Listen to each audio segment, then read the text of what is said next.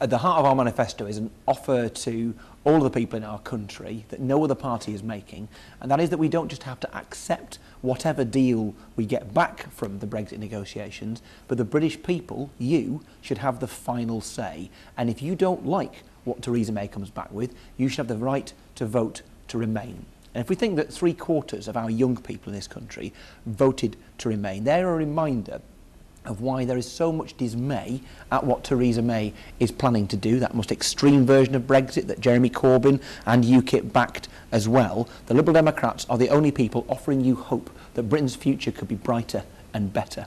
But if people vote no at that point, isn't it that we then just leave without a deal at all? Well, our policy is that Theresa May would have the motivation to go and get the best possible deal for Britain so she could win her argument. Our view, though, is that if the British people reject that deal, then they should have the right to remain in the European Union. It is a simple choice. Accept the deal and leave the European Union, or vote to reject the deal and remain in the European Union. Now, there are many people in this country lacking hope. They think that the only thing on the table is Theresa May's bleak vision of us leaving the European Union with a hard Brexit, and therefore the damage that will be done to our schools and our hospitals, and they're crying out for somebody who gives them hope of a different direction. And what the Liberal Democrats are saying is that we must invest in our hospitals and our schools, and we must give the British people, particularly our young people, the hope of a better future, that we can reject the extreme version of Brexit that Theresa May, Jeremy Corbyn and UKIP have backed, and vote for a better future. But there are also many people who voted Remain who now accept that result, something you're unwilling to do, and they feel actually we've just got to get on with it now, and many of them think Theresa May is the person to do that. So I think what there is out there are many people who feel like they've given up the fight, and what I'm saying to people is that I haven't. That if you believe that Britain's future is better alongside our neighbours in Europe, if you believe that you, however you voted in the referendum, should have the final say on the deal, and you should not be forced to live with a deal which will damage perhaps your jobs, affect the prices of the things you pay for every week, affect how much money we've got to spend on health and education, you should not be forced to accept a stitch-up between Brussels and London. You should have the final say. Well, it's about people over a 30-year period being able to rent and to own. At the end of that 30-year period, those young people, I assume they're young people at the start of the process, having the opportunity to own their own home. But it's not the only way of tackling the housing crisis.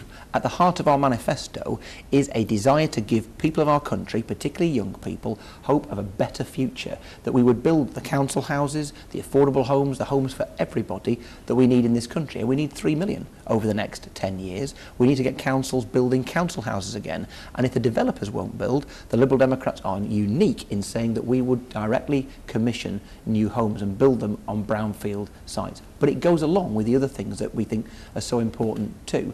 The fact that our education system, here we are in a school that's doing really, really well, but we know that 2 in 3 schools are going to lay off at least 1 teacher in the next 6 or 8 weeks. We know there's £3 billion Theresa May is taking out of our schools over this next 3 years. And a positive endorsement of Theresa May is a positive endorsement of those policies, of the cuts to schools, of the lack of a solution to our housing crisis, and to carry on with the health and social care crisis that we have. The Liberal Democrats are offering a bright and different future because Britain needs some hope.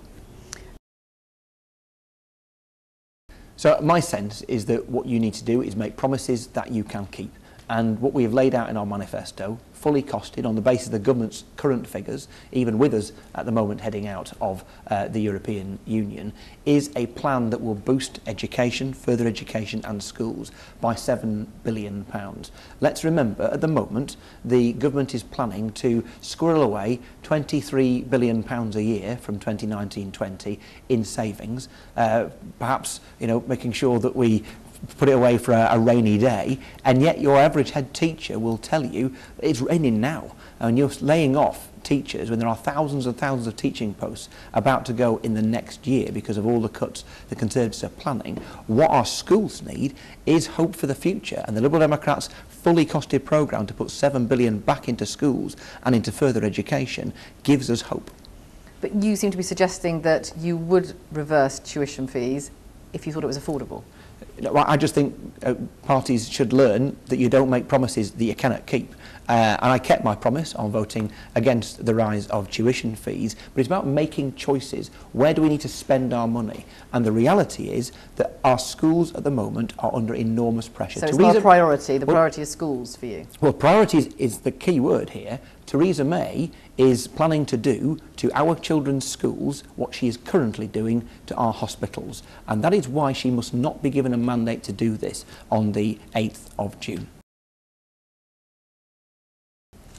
You say a brighter future for young people. One of the probably more controversial things in your manifesto is legalising cannabis.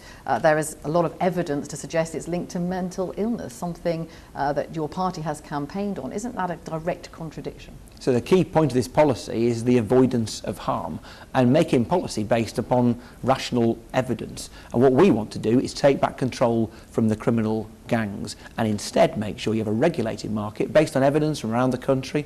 Bear in mind that Canada is about to enact a policy this very year, almost identical to the one the Liberal Democrats are proposing.